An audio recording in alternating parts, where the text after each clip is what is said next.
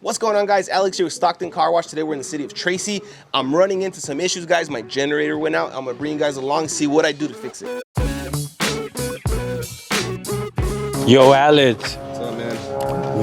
What did you just say to me, bro? So the generator in this van went out. So it turns on, but it's not producing any power. Yeah. So, and actually the appointments overlap, so I have to take off in a little bit to go to the other job site.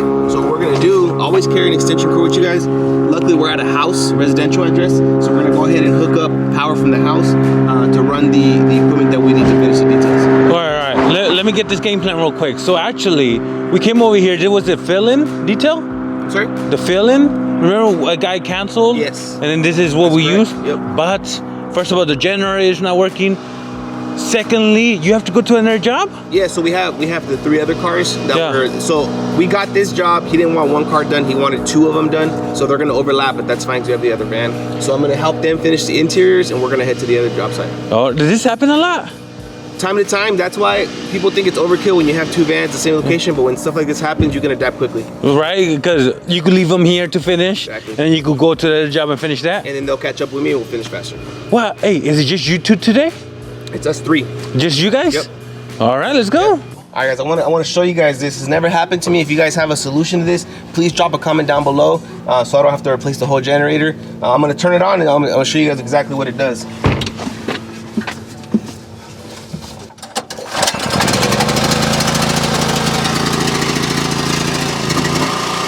it turns on, you can see there's no power being generated. So I don't know what to do about it. Hey, Alex, you actually started like this, right? So we started, man, hooking up extension cords to houses, man, and hooking up to people's waters. We're back to the old ways now. Hey, so let's just say worst case scenario, the generator, you gotta change it. How much is that? So luckily, man, we bought this at Costco. So, you know, if it malfunctions, take it back, they'll give you another one. So that's what I always recommend, man. Buy a new, Costco. we'll get that warranty. I don't have a code for you guys, man, but if you're gonna buy anything expensive like a generator, even power washer, if you're getting started, buy it at Costco. It's worth it. All right, Alex, so unfortunately the generator isn't working. Has this ever happened to you before? It has, man. So I've been having trouble with this generator specifically for a while. But in terms of it like going completely out, it's happened one other time. We just had to kind of adapt to it. Luckily, we always carry the extension cord. If you're in a residential area, not such a big problem. But if you're at a commercial property where there's not power source, then you have an issue. All right, and has a piece of equipment ever messed up on you bad, even when you first started? Yeah, you know what, man? The extractor. So before I had the Mighty extractor, I had a kind of a cheaper one. Always would break down on me, man. It was a hassle, pain in the butt. It would always break down. One time it broke down mid-job. Super filthy car. Had no idea what to do, man. Had to run to Walmart and get one of those Bissell ones and just kind of knock it out. Yeah. So what do you do when something like that happens? Let's say there's a beginner out there. Yeah. And boom, middle of the job, something messes up. The power washer breaks. The vacuum isn't working. What advice do you have for them? Look, man, if you're starting off, if I could go back in time, right, if I was a beginning detailer, I would try my best to invest in quality things that aren't gonna necessarily break down as often. But again, no matter how high quality, things are bound to happen. So you have to just kind of keep it in the back of your head and have options, right? Like have some money saved up. If your power washer happens to go out, have enough money to unfortunately go buy a new one, right? You always have to be prepared for scenarios like those. Got it. How about buying new versus used? Did you ever buy used? I only bought used when I first started. So the pressure washer that I used, again, was a $30 offer up power washer. It was a piece of crap, man, but it did the job for a while until I could save up.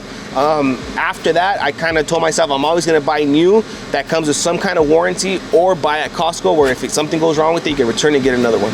Got it. And everything new? Or is it some stuff that you could buy used? In your opinion, like for example, a van? Yeah, no, those are super big expenses, right? Yeah. Like the first 2 vans that I bought were used. The first one had a little bit older, 2016. This van you see here was a 2019. Only had like 3,000 or 4,000 miles on it, so it's fairly new. And then the one you see across the street there, that was 100% new. That one I did decide to go all out because they were pretty much the same price if I bought used. The price difference wasn't super big, so I decided to kind of take the leap and buy a new one. Hey, Alex, so yeah.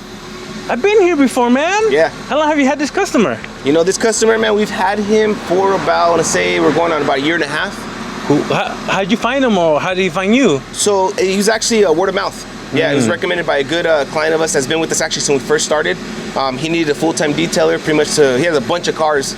So yeah, he's been with us since a year and a half. We've been maintaining his vehicles regularly since then. And mainly maintenance?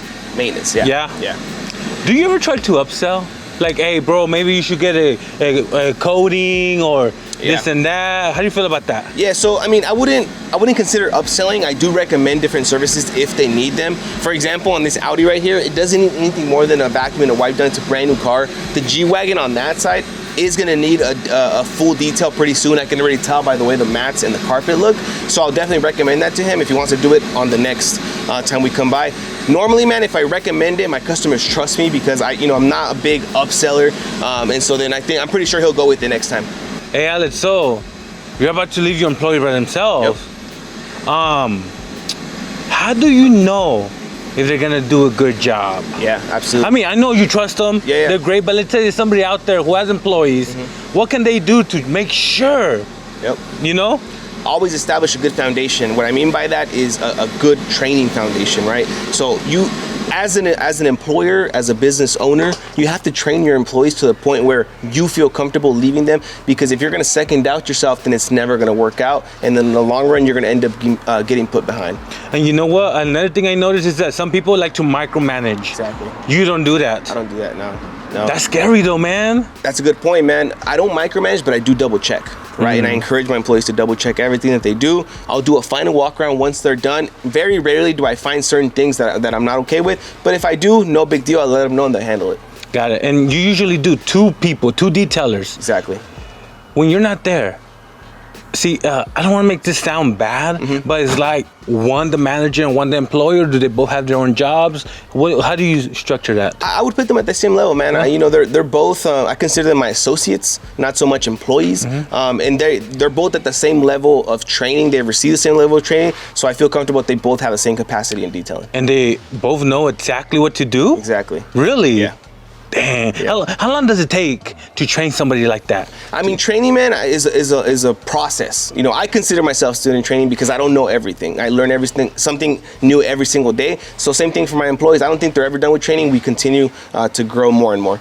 Hey, Alex, so hey, what are we gonna do about the generator, man? Yeah, man, it's a good question. So again, like you guys know, these things aren't cheap. So this one's in particular, here, let me show you.